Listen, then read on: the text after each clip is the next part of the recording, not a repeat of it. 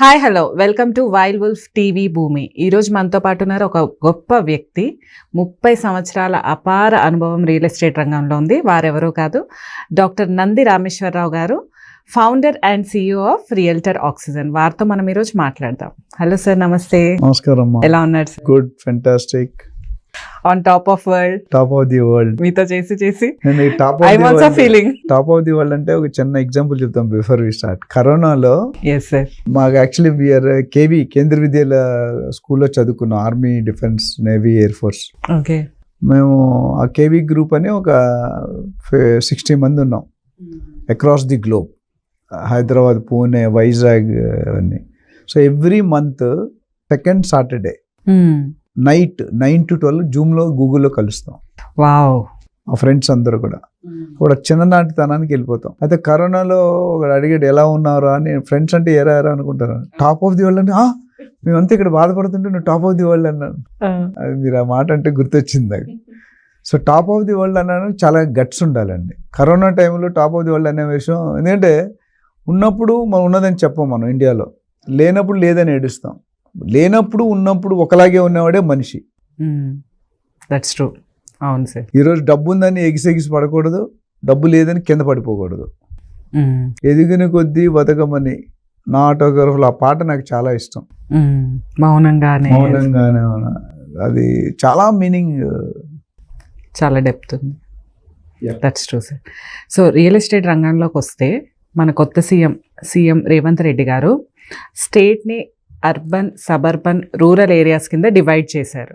So ఈ division ఎక్కడెక్కడ ఎలా వర్తిస్తుంది, ఎక్కడ మొదలవుతుంది, ఎక్కడ ఎండ్ అవుతుంది సార్ మీ మాటల్లో?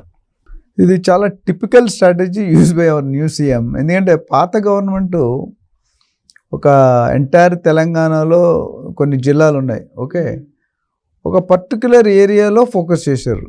దానికి రీజన్స్ అంటే అఫీషియల్గా చెప్పచ్చో లేదో, so many reasons. Already big hands, big shots already ఆ పర్టికులర్ ఏరియాలో ల్యాండ్స్ అక్వైర్ చేస్తున్నారు ఓకే తక్కువ రేట్లో. నేను మొన్న చెప్పగా 111 జీవోలో 130,000 ఎకరాల్లో 90,000 ఎకరాలు ప్రైవేట్ ల్యాండ్స్, 30,000-40,000 ఏకర్స్ అసైన్డ్ భూములు, గవర్నమెంట్ భూములు ఉన్నాయి. ఈ 90,000 ఎకరాలు ఆల్రెడీ చేతులు మారిపోయినాయి. యాక్చువల్ యూజర్ దగ్గర లేదు. కొనేవాళ్ళు కొనేశారు. ఎంత లెక్క? 50,000, 1,00,000, 2,00,000 పర్ ఎకరం, మినిమం అమౌంట్ పర్ ఎకరం. బాబా. అట్లానే ఇక్కడ కూడా ఏమైందంటే ఒక స్పెసిఫిక్ ఏరియా డెవలప్ చేద్దాం అనుకుంటే అక్కడ ముందే మన స్టేట్ అని కాదు, ఏ స్టేట్ అయినా అది జనరలే. ఏదైనా అప్కమింగ్ వస్తుంటే ఇంటర్నల్గా రూల్స్ తెలిసిపోతే, జీవో తెలిసిపోతే, పోస్ట్ చేసి తర్వాత అన్ని ఎక్వైర్ చేసాక అప్పుడు మనం రిలీజ్ చేస్తాం. అమ్మాయితో వాడు కొనుక్కునేవాడు కొనుక్కోండి. అట్లా ఏంటంటే మేబీ అదొక స్ట్రాటజీ అయి ఉండొచ్చు. బై ఎక్స్పీరియన్స్, నా పర్సనల్ ఒపీనియన్ చెప్తున్నాను. So west zone west corridor and దాంతోపాటు ఐటీ కారిడార్ అంటే ఇండియాలో దాదాపు 50 లక్షల మంది ఉన్నారమ్మా ఐటీ ఎంప్లాయీస్. అందులో హైదరాబాద్లోనే 10-12 lakhs ఉన్నారు, బెంగళూరులో 10-12 lakhs ఉన్నారు. అంటే 40% of the total IT crowd in 2 cities. మిగతా 30 lakhs అనేది across the other Mumbai, Chennai, other states. So మనకి ఏమైందంటే ఆ ఐటీ క్రౌడ్ ఉన్నందువల్ల అఫోర్డబిలిటీ పెరిగింది, buying capacity. And government focus కూడా ఇన్ఫ్రాస్ట్రక్చర్ వెస్ట్ వైపు పెట్టింది. మీరు తెల్లాపూర్ కానీ, కొల్లూరు కానీ, గచ్చిబౌలి కానీ, గండిపేట కానీ, మోకిలా కానీ, శంకర్పల్లి కానీ, ఇవన్నీ కూడా విపరీతంగా పెరిగిపోయాయి. సామాన్యుడు కొనుక్కునే స్టేజ్లో అయితే లేదు. నేను చెప్తాను చాలా, మేము యాంకర్స్ కార్డ్ మీడియాలో ఉంటే కష్టపడి, అంటే మీకు ఎక్కువ డబ్బు ఉంటే మీరు కొనుక్కోవచ్చు, మాలాంటి కొనుక్కోవడం కష్టం, ప్రయత్నిస్తాం. సో క్లాసిఫికేషన్ ఎలా చేస్తుంటే ఈ గవర్నమెంట్ ఏమంటారంటే కొద్దిగా భిన్నంగా, కొద్దిగా ఒక డిఫరెంట్గా. ఇప్పుడు ఎప్పుడైనా చూడండి, పాత గవర్నమెంట్ చేసిన తప్పులు కొత్త గవర్నమెంట్ కరెక్ట్ చేసుకుంటుంది. అది నానాటి నుండి వస్తుంది, నాడు నేడు ఎప్పుడు కూడా. ఇప్పుడు గవర్నమెంట్లో ఒక హెడ్ ఉన్నాడు, మీ ఫ్యామిలీ హెడ్ ఉంటే హెడ్ని కొంతమంది తిడతారు, కొంతమంది పొగుడతారు. మీ నాన్నకు బుద్ధి లేదా, ఎలా చేసాడో అంటారు, మీ నాన్న ఎంత మంచిగా అంటారు. రెండు పబ్లిక్ అంటారు. మనం రెండిటితో వెళ్ళాలి. Because every person is not 100% perfect. మీరు పర్ఫెక్టా? లేదు. నేను పర్ఫెక్టా? కాదు. కానప్పుడు సో ఈ సీఎం సీట్లో ఎవరున్నా తిట్టడం అనేది సహజం. తిట్టేవాడు తిడతాడు, పొగిడేవాడు పొగుడతారు. బెనిఫిట్ అయిన వాళ్ళు పొగుడతారు, లేని వాళ్ళు తిడతారు, అంతే. ఇక్కడ ఏమైందంటే ఆయన మేబీ వారి ఉద్దేశం ఏంటంటే because is also from real estate, రియాల్టర్గా కెరీర్ స్టార్ట్ చేశారు. 15-20 సంవత్సరాల ముందే గేటెడ్ కమ్యూనిటీలు కట్టారు, ల్యాండ్స్ కొన్నారు, అమ్మారు, ట్రేడ్ చేశారని విన్నాము ఆయన నోట్ అంటే. ఇప్పుడు ఆయన ఏం చేశారంటే మనం ఒక్క ఏరియాలోనే డెవలప్ కాదు, మొత్తం స్టేట్ అంతా డెవలప్ చేస్తే బాగుంటుంది, అందరికీ మధ్యతరగతి కుటుంబాలకు కూడా బెనిఫిట్ అవుతుంది అంటే అందుబాటులో ఉండేటట్టు ప్లాన్. అయితే ఇది ఇంప్లిమెంట్ అవుతుందా లేదా అనేది బిగ్ క్వశ్చన్ మార్క్. అవ్వాలనే కోరుకుందాం. సో దాన్ని ఏం చేస్తుంటే మున్సిపల్ లిమిట్స్ నుండి ఓఆర్ఆర్ వరకు outer ring road which is 165 kilometres spread, దాన్ని అర్బన్ ఏరియా అన్నారు. ఓకే. దాని తర్వాత ఓఆర్ఆర్ నుండి triple RR is around 330 kilometres spread. It is called as suburban area. Okay. And triple RR to Telangana state border all the sites is called as rural area. అంటే ఒక దగ్గర ఒక township వచ్చిందంటే suppose employment create అవుతుంది. ఇప్పుడు అక్కడ residence start అవుతుంది. Residence start అయితే సినిమా హాల్ కావాలి, మల్టీప్లెక్స్ కావాలి, హోటల్ కావాలి, మెడికల్ స్టోర్ కావాలి, హాస్పిటల్ కావాలి. ఇప్పుడు చూసుకుంటే కుక్కటిపల్లి వాడు వచ్చి చిబోలిలోనో లేకపోతే సెకండ్రాబాద్లో ట్రీట్మెంట్ తీసుకోడు. బికాజ్ నల్లగండ్ల అక్కడ ఆ ఏరియా సపరేట్, గచ్చిబౌలి ఆ ఏరియా సపరేట్. ఇంతకుముందు 1-2 ఆరు ఉంటే ఎక్కడికో వచ్చేవారు. ఇప్పుడు కుషాయి కూడా ఆయన ఇక్కడికి వచ్చినట్టు గచ్చిబౌలికి రాడు. అంటే అక్కడ ఆ ఏరియా డెవలప్ అవగానే మిగతా అన్నీ ఆటోమేటిక్గా వచ్చేస్తాయి. ఇప్పుడు మీ బ్రాండెడ్ రీటైల్ స్టోర్స్ శాంసంగ్ కానీ, టాటా కానీ, రిలయన్స్ ఇవన్నీ చూసుకుంటే ప్రతి ఏరియాలో కూడా ఉన్నాయి. Bajaj electronic huge stores. అవును. సో ప్రతి దగ్గర ఉన్నాయి. అలాంటి టౌన్షిప్స్ లాగే ఇప్పుడు ఇది కూడా ఒక టౌన్షిప్ కింద లెక్క. కాకపోతే ఇక్కడ కొద్దిగా more improved plan, improved version, improved design. So దానికి వాళ్ళు ల్యాండ్ పూలింగ్ చేయాలి, ప్రాసెస్ ఉంది. Decision is good, but implement చేయడానికి definitely Rome is not built in one day. ఒకరోజు అంటే కొంత టైం అనేది. ఇప్పుడు ట్రిపుల్ ఆర్ఆర్ ఎప్పుడో డిక్లేర్ చేస్తే ఇప్పుడు ల్యాండ్ పూలింగ్ స్టార్ట్ అయింది. It's both central and state government project. Okay. చాలా మంది మాకు అడ్వైజ్మెంట్ కోసం వస్తారు, అంటే ఇన్వెస్ట్మెంట్ అడ్వైస్ కోసం వస్తారు. ఇక్కడ పెట్టేస్తాను సార్, అక్కడ పెట్టేస్తాను సార్ అంటే. ఇప్పుడు బయట ఎస్పెషల్లీ ఎన్ఆర్ఐస్కి ఏమవుతుందో తెలియదు.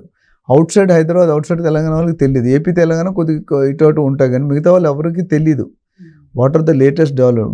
నిన్న ఒక ఆయన వచ్చాడు 2 crores ఇన్వెస్ట్మెంట్ పెడతానని. సార్ శ్రీశైలం హైవేలో కొనుక్కుంటాను అన్నాడు, which is now in totally disturbed area. Pharma city రద్దు చేశారు, షిఫ్ట్ చేశారు. సో ఇప్పుడు అక్కడ ఏం చెప్పాలని ఇప్పుడు ఆయనకి తెలియదు, లేటెస్ట్ ఆయనకు తెలియదు ఫార్మాసిటీ తీస్తారని అక్కడ నుండి. సో ఇప్పుడు బ్లైండ్గా ఇన్వెస్ట్ చేస్తే లాస్ అంటే కొద్దిగా అంత గ్రోత్ అనేది కొద్దిగా డిస్టర్బ్డ్ అయ్యింది. మళ్ళీ సెటిల్ అయితే అవుతుంది, లేకపోతే అవ్వకపోవచ్చు.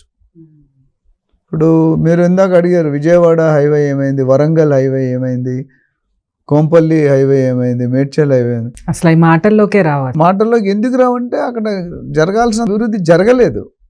That's why it initially the focus has not been in particular zones which the present CM is trying to fill that bridge the gap. ఈవెన్గా ఇంటెన్షన్ అయితే బాగానే ఉంది, ఎంతవరకు అమలు పరుస్తాం అనేది ఇంపార్టెంట్.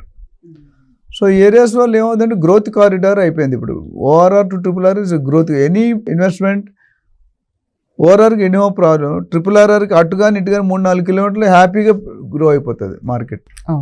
అండ్ ట్రిపుల్ ఆర్ఆర్ మొత్తం హోల్ స్టేట్ని కవర్ చేస్తుంది. ఇప్పుడు మెట్రో వస్తుంది, టౌన్షిప్స్ వస్తున్నాయి, ఫార్మా క్లస్టర్స్ వస్తున్నాయి. అదే ఇప్పుడు మొన్న దావూస్కి వెళ్ళి మన సీఎం గారు ఏదో మరి తెలియదు 40,000 crores డబ్బులు ఇన్వెస్ట్మెంట్లు తీసుకొచ్చారని విన్నాను. So this a positive sign. అంతకుముందు ఇప్పుడు ఐటీ మినిస్టర్ ఎవరు ఉంటారో అనుకున్నారు, ఇప్పుడు ఐటీలో కూడా మూవ్ అయిపోతున్నారు, శ్రీధర్ బాబు గారు ఉన్నారు. సో చాలామంది ఎవరు అన్నారు నేను పుట్టపోతే నీకు భార్య ఉండదు అని. నువ్వు పుట్టపోతే ఇంకొకటి ఎవరో ఉంటాడు. ప్రతి అమ్మాయికి అబ్బాయి ఉంటుంది, అబ్బాయికి అమ్మాయి ఉంటాడు. అట్లా ఇప్పుడు ఒక మినిస్టర్ అవుతే ఇంకో మినిస్టర్. గవర్నమెంట్ అయితే పడిపోదు కదా. టీఆర్ఎస్ బీఆర్ఎస్ 5-10 సంవత్సరాల ముందు వచ్చింది, అంతకుముందు మరి కాంగ్రెస్ నడిచింది కదా. అంతకుముందు ఐటీ ఎంప్లాయ్మెంట్ ఉంది, అంతకుముందు డెవలప్మెంట్ ఉంది, అంతకుముందు రూట్స్ ఉన్నాయి. సో సబ్స్టిట్యూషన్ కొద్దిగా టైం పడుతుంది. ఇప్పుడు యూట్యూబ్లో కూడా ఎంతోమంది స్పీకర్స్ మాట్లాడతారు, మీరే అన్నారు. బట్ ఎంతమంది కంటెంట్తో మాట్లాడుతున్నారు, ఎంతమంది బేస్తో మాట్లాడుతున్నారు, ఎంతమంది లాజిక్గా చేస్తున్నారు, ఎంతమంది అనాలిసిస్ చేస్తున్నారు అనేది ఇంపార్టెంట్. బతకడం కాదు ఇంపార్టెంట్, ఎలా బతికావు, ఏ లైఫ్ స్టైల్లో బతికావు, ఎంత హుందాతనంగా బతికావు అనేది ఇంపార్టెంట్. డబ్బులుంటే మేనర్స్ రాదు, డబ్బులుంటే నాలెడ్జ్ రాదు, నాలెడ్జ్ ఉన్నవాడికి తెలిసిపోతుంది. మీరు ఒక పర్సన్తో మాట్లాడితే నాలెడ్జ్ ఉండాలి. నేను అందుకని చాలా మంది బిల్డర్తో మాట్లాడమని చెప్తాను, మీకు ఏజెంట్తో మాట్లాడమని చెప్తాను. మాట్లాడితే దే విల్ కమ్అవుట్.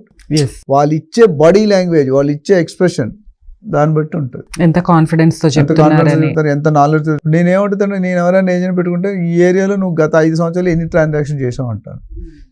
10 చేశాను అంటాడు. ఆ 10 మంది నెంబర్లు అని అడుగుతాను, ఇవ్వడు, ఎందుకంటే నేను చేయలేదు కాబట్టి. అది కొంత నిజంగా చేసుంటే ఇస్తారు. So pros and cons. CM Revanth Reddy గారు డివైడ్ చేసిన జోన్స్, ఈ అర్బన్, సబర్బన్, రూరల్ ఏరియా ఏదైతే ఉందో అది ఇంప్లిమెంట్ చేస్తే చాలా బెనిఫిట్స్ ఉన్నాయని అయితే చెప్తారు. డెఫినెట్గా ఉంది, ఎందుకంటే డెవలప్మెంట్ అన్నిటికీ స్టార్ట్ అయిపోద్ది కదా. అవును, ఓవరాల్ గా ఏరియా వైజ్ అంటే మధ్య తరగతి వాళ్ళకి ఇంకా కొద్దిగా మోర్ ఈజీ యాక్సెస్ ఉంటుంది. ఇప్పుడు ఎక్కడో నిజామాబాద్ ఉన్నాడు, పెద్ద పట్టించుకోం. గద్వేల్ డెవలప్మెంట్ నిజామాబాద్ డెవలప్ అవ్వలేదు కదా. అవును, అక్కడ కూడా ఎంపీ ఉన్నాడు, ఎమ్మెల్యే ఉన్నాడు, ఇక్కడ కూడా ఎంపీ ఉన్నాడు, ఎమ్మెల్యే ఉన్నాడు. ఇప్పుడు కొత్త సీఎం ఇంకా ఇటుపక్క శ్రీశైలం ఏదో ఏరియా అంటున్నారు. ఆయన ఎవరి నేటివ్ వాళ్ళది, సో ఎవరి డెవలప్మెంట్ వాళ్ళది. కాకపోతే ఓవరాల్గా is thinking about in macro level, not in a micro level. అది సో ఇన్వెస్టర్స్కి అయితే నా ఒపీనియన్లో next 10 years the real estate is going to boom అని అనుకుంటున్నా. Definite. Now whatever is happening, what is our slow down ఏదైతే ఉందో అది it's temporary gap. It's going to bridge up. ఎందుకంటే 60,000-70,000 కోట్ల ఇన్కమ్ రియల్ ఎస్టేట్లో ఉంది. అది ఎందుకు వదులుకుంటారు? మేబీ ఇంకా ఎక్కువ అవ్వచ్చు ఇప్పుడు ఇన్కమ్. ఎందుకంటే ఇప్పుడు ఇంతకుముందు ఒక పర్టికులర్ వెస్ట్ జోన్లోనే చేసినప్పుడు ఇంత ఇన్కమ్ వస్తుంది రికార్డ్స్. అదే అన్ని జోన్లు చేస్తే డెఫినెట్ గా ఇన్కమ్ ఎన్నో రెట్లు పెరుగుతుంది. హెచ్ఎండిఏలో కూడా 7 జోన్లు ఉన్నాయి. ఆ 7 ఎఫ్ఎస్ఐ అంటే floor space index, every 1000 square meters G+2 G+4 permission ఇస్తున్నారు. సో కన్స్ట్రక్షన్ స్టార్ట్ అయిపోతుంది. అవును, HMD it self is giving. Population పెరుగుతుంది, డెఫినెట్ గా డిమాండ్ ఉంది కాబట్టి. సో మైగ్రేటింగ్ అవుతూనే ఉన్నారు పీపుల్. ఎవ్రీ డే ఏందని చెప్పండి 500-600 మంది every day there coming. Maybe ఎక్కువ ఉండొచ్చు, ఇది పాత record. So we hope better to the Telangana state. It should be number 1 state in the country with the support of the government and all other. Yeah.